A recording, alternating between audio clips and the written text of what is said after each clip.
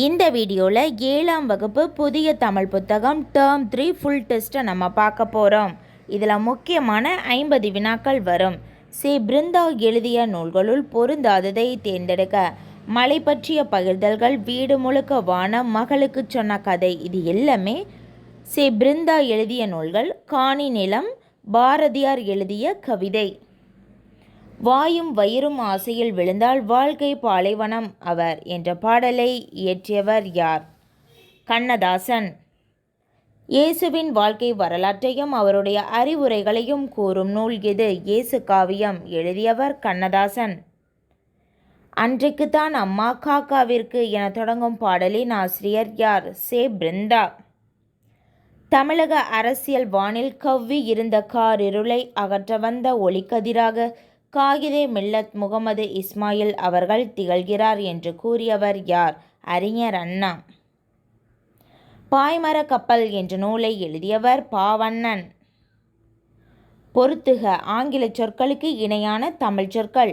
நேர்மை இன்டெகிரிட்டி, வானியல் அஸ்ட்ரானமி, கண்ணியம் டிக்னிட்டி, உபதேசம் ப்ரீச்சிங். கரெக்டாக தான் பொருந்திருக்கு. இயேசு காவியம் என்ற நூலை எழுதியவர் கண்ணதாசன். திருக்குறள் நெறியை பரப்புவதில் தம் வாழ்நாள் கடமையாக கொண்டவர் குன்றக்குடி அடிகளார். நுண்துளி தூங்கும் குற்றாலம் என்று பாடியவர் திருஞான சம்பந்தர். இப்படிப்பட்ட தலைவர் கிடைப்பது அரிது, அவர் நல்ல உத்தமமான மனிதர் என்று காயிதே மில்லத் பற்றி கூறியவர் தந்தை பெரியார். நல்ல உத்தமமான மனிதர் என்று காயிதே மில்லத் பற்றி கூறியவர் தந்தை பெரியார். இதுதான் முக்கியமான பாயிண்ட். உலகம் உண்ண உன் உடுத்த உடுப்பாய் என்று கூறியவர் பாரதிதாசன். குற்றால முனிவர் என்று அழைக்கப்படுபவர் ரசிகமணி என்கின்ற டி.கே. சிதம்பரநாதர். ஞான தமிழ் புரிந்தனான் என்ற பாடல் வரியை இயற்றியவர் பூதத்தாழ்வார். இவர் 4000 திவ்ய பிரபந்தத்தில் 2வது திருவந்தாதியை பாடியவர். சென்னையை அடுத்துள்ள மாமல்லபுரத்தில் பிறந்தவர். கண்ணியமிகு என்ற அடைமொழியால் அழைக்கப்படுபவர் யார்? காயிதே மில்லத். டிசம்பர் சூடினால் இதில் பயின்று வந்துள்ளது காலவாகு பெயர். வினையால் வினையாக்கி கோடல் நனைகவுள் யானையால் யானையால் தற்று என்ற குரலில் பயின்று வந்துள்ள அணி உவமை அணி. என அற்று அப்படிங்கிற சொல்லானது வந்திருக்கு. தற்று இது உவமை அணி. இலக்கண குறிப்பு தருக. இன்ப வெள்ளம் உருவகம். பொருளின் பெயர் அதன் உறுப்புக்கு ஆகு வருவது பொருளாகு பெயர் ஆகும். மீசைக்கார பூனை என்ற நூலை எழுதியவர் பாவண்ணன். ஒப்புரவு நெறியை அறிமுகப்படுத்திய நூல் எது? திருக்குறள். தென்னிந்தியாவின் ஆக்ஸ்போர்ட் என்று அழைக்கப்படும் நகரம் எது? பாளையங்கோட்டை.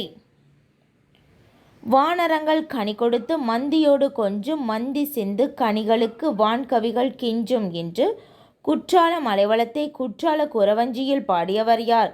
திரிகூட ரசப்ப கவிராயர்.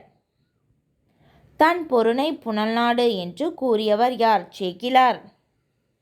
காயிதே மில்லத் சட்டமன்ற உறுப்பினராக பணியாற்றிய ஆண்டுகள் 1946 முதல் 1952 வரை. இலக்கண குறிப்பு தருக. தேன் தமிழ். தேன் போன்று தமிழ். உவமை. கூலம் என்பது எதனை குறிக்கின்றது? தானியங்களை குறிக்கின்றது. தூத்துக்குடி மாவட்டத்தில் எங்கு முதுமக்கள் தாலிகள் கண்டுபிடிக்கப்பட்டுள்ளன? ஆதிச்சநல்லூரில். முற்காலத்தில் திருநெல்வேலிக்கு வழங்கப்பட்ட பெயரான வேணுவனம் குறிப்பது. வேணுவனம் என்றால் மூங்கில் காடு என்று பொருள். வனம் என்றால் காடு, வேணு என்றால் மூங்கில். பாண்டியர்களின் 2வது தலைநகரம் எது? திருநெல்வேலி. முதல் தலைநகரம் மதுரை, 2வது தலைநகரம் திருநெல்வேலி. கூடுகட்ட தெரியாத பறவை குயில். தானொரு என்ற சொல்லை பிரித்தெழுத கிடைப்பது தான் கூட்டல் ஒரு. பொறுத்துக. சொல்லும் பொருளும். சாந்தம் அமைதி, மகத்துவம் சிறப்பு, தாரணி உலகம், இரக்கம் கருணை. முத்துப்படு பரப்பிற் கொற்கை முன்றுரை என்ற பாடல் வரி இடம்பெற்றுள்ள நூல் நற்றிணை. இமைக்கும் போதில் 1000 போட்டி எத்தனை வீண் கனவு தினம் என்ற பாடலின் ஆசிரியர் கண்ணதாசன். பொறுத்துக. பொருளாகு பெயர். மல்லிகை சூடினால் பண்பாகு பெயர். இனிப்பு தின்றான் சினையாகு பெயர். தலைக்கு ஒரு பழம் கொடு தொழிலாகு பெயர். பொங்கல் உண்டான். கண்ணதாசனின் இயற்பெயர் முத்தையா. மக்கள் அனைவரும் எந்த ஒத்த இயல்புடையவர்கள் பிறப்பால். எது ஒரு நாட்டின் அரணன்று? காடு, மலை, தெளிந்த நீர், இது எல்லாமே ஒரு நாட்டின் அரண்கள் அப்படின்னு சொன்னவர் யாருன்னா திருவள்ளுவர். எது அரண் இல்லைன்னா வயல். இன்சொல் விளைநிலனோ ஈதலே வித்தாக வன்சொல் களைகட்டு வாய்மை எருவரட்டி என்ற பாடல் வரி இடம்பெற்றுள்ள நூல் அறம் என்னும் கதிர். அறம் என்னும் கதிர்.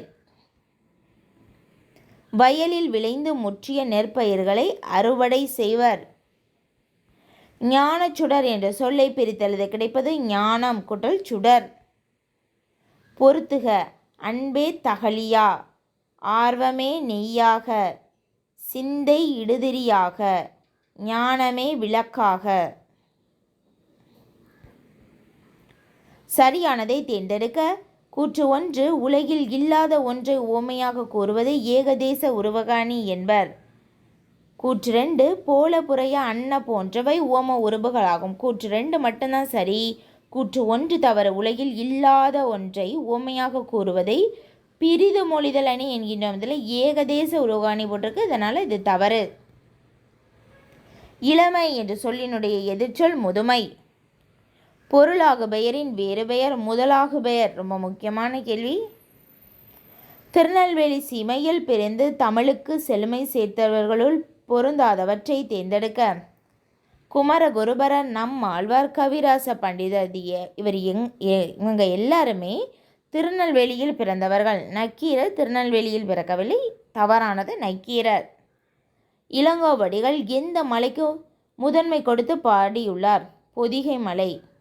பொதியலாயினும் இமயமாயினும் அப்படின்னு ஃபஸ்ட்டு பொதிகை மலையை தான் அவர் சொல்லியிருக்காரு இளங்கோவடிகள். கீழ்கண்ட கூற்றுகளை கவனிக்க. கூற்று 1 நாட்டுப்புறங்களில் உழைக்கும் மக்கள் தங்கள் களைப்பு தெரியாமல் இருப்பதற்காக பாடும் பாடலே நாட்டுப்புற பாடல் என்று அழைக்கப்படுகிறது. இதனை வாய்மொழி இலக்கியம் என்றும் வழங்குவது சரியானது. பல்வேறு தொழில்கள் குறித்த நாட்டுப்புற பாடல்களை அறிவு என்ற நூலில் கி.வா. ஜெகநாதன் தொகுத்துள்ளார். இதுவும் சரியானது. அனைத்து கூற்றுகளுமே சரி. சரியானதை தேர்ந்தெடுக்க. கூற்று 1 இரு பொருட்களில் ஒன்றை மட்டுமே உருவகப்படுத்தி மற்றொன்றை உருவகப்படுத்தாமல் விட்டு விடுவது உவமை அணி ஆகும். இது தவறு. போல அப்படிங்கிற உவம உருவு வெளிப்படையாக வந்தால் அதுதான் உவமை அணி. கூற்று 2 உவமை வேறு பொருளில் உவமை வேறு உவமைக்கப்படும் பொருள் வேறு என்று இல்லாமல் இரண்டும் ஒன்றே என்று தோன்றும்படி கூறுவது உருவக அணி ஆகும். கூற்று 2 சரியானது. உருவக அணினா என்ன? அதோட டெஃபினிஷன் தான் உவமை வேறு உவமிக்கப்படும் பொருள் வேறு என்று இல்லாமல் இரண்டும் ஒன்றே என தோன்றும்படி கூறுவது உருவக அணி ஆகும். கூற்று 1 மட்டும்தான் தவறு. அவ்வளோதான்.